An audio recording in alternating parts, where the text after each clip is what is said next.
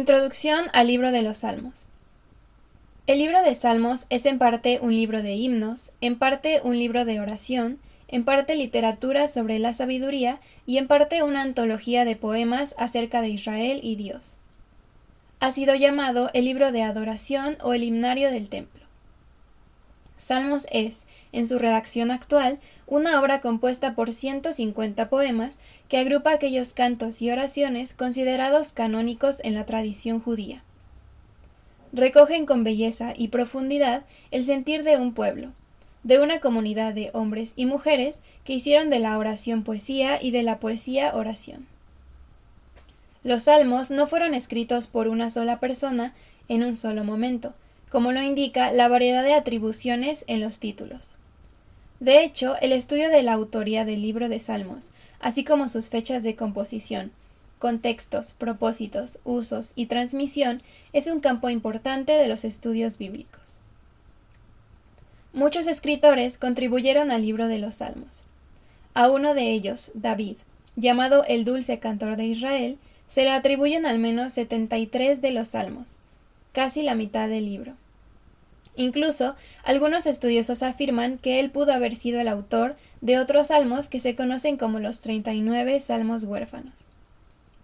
David fue peculiarmente dotado para escribir estos salmos a partir de la experiencia que tuvo, así como bajo la inspiración del Espíritu Santo. Él arregló y ordenó aquellos salmos que se encontraban en existencia en su tiempo para ser utilizados en el templo. Otros escritores de los salmos fueron Moisés, Salomón, los hijos de Coré, Asaf, Emán, Etán y Ezequías.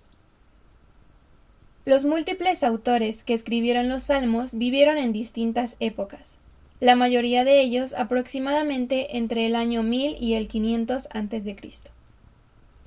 No se sabe con exactitud cuándo se recopiló el libro de Salmos en su forma actual, pero los acontecimientos que se mencionan en Salmo 137 indican que este proceso no se completó sino hasta después del exilio de los judíos en Babilonia. Junto a los ríos de Babilonia, ahí nos sentábamos y aún llorábamos, acordándonos de Sión. Ahí nos habían llevado cautivos, nos dicen los versículos 1 y 3 de este capítulo. La tradición hebrea dio al libro de los Salmos el nombre de Teilim, que significa cantos de alabanza o simplemente alabanzas. En cambio, la traducción griega de los 70 le puso el título de Salmoi y Salterión, términos de los cuales se derivan nuestras palabras de salmos y salterio. La palabra griega salmos designaba a un poema que sería cantado con instrumentos de cuerda, y el salterión era uno de esos instrumentos. Así que salterio suele emplearse actualmente para referirse al libro de los Salmos, mientras que salmo designa cada uno de los poemas que integran el libro. En cuanto a su estructura, el texto hebreo estándar divide los salmos en 5 libros o partes. El libro 1 del Salmo 1 al 41, el libro 2 del Salmo 42 al 72, el libro 3 del Salmo 73 al 89, el libro 4 del Salmo 90 al 106 y el libro 5 del Salmo 107 al 150. El libro 1 se centra en gran medida en las experiencias de David. La mayoría de ellas son oraciones de angustia y otras son declaraciones de confianza en Dios. El libro 2 habla de David y su reinado, y además presenta el primer grupo de salmos de los hijos de Coré. Incluye también la mayoría de los salmos históricos. El libro 3 tiene una buena parte de lamentos y quejas, cuestiona duramente la justicia de Dios y termina en el Salmo 89 con el pacto de David y la nación en ruinas.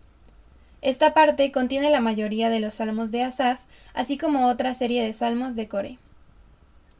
El libro 4 habla con seriedad acerca de la mortalidad humana, pero también habla de un modo triunfal acerca de Dios como el gran rey que gobierna todo. Puede verse como la primera respuesta a los problemas planteados por el libro 3, e incluye el Salmo 90 de Moisés. Finalmente, el libro 5 termina en celebración cuando las naciones y toda la creación adoran al Dios de Israel. Declara que Dios responde a la oración y concluye con 5 salmos de alabanza y agradecimiento. Aunque tienen miles de años de antigüedad, prácticamente todos los salmos, de una forma u otra, reflejan nuestras propias luchas y alegrías de hoy en día. Sea cual sea el tema de un salmo en particular, cada uno expresa las emociones que sentimos mientras lidiamos con los problemas de la vida. Algunos salmos capturan nuestro deleite en Dios cuando experimentamos la presencia divina al atravesar una situación difícil que ha tenido un buen final. Otros expresan emociones fuertes de ira o dolor en la lucha por entender por qué Dios no ha actuado como creemos que debería hacerlo. En algunos Dios habla, en otros Dios está en silencio.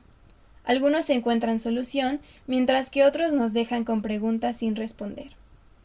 Finalmente, al considerar este libro de canciones, poemas y oraciones en su totalidad, esta obra debería impulsar nuestros corazones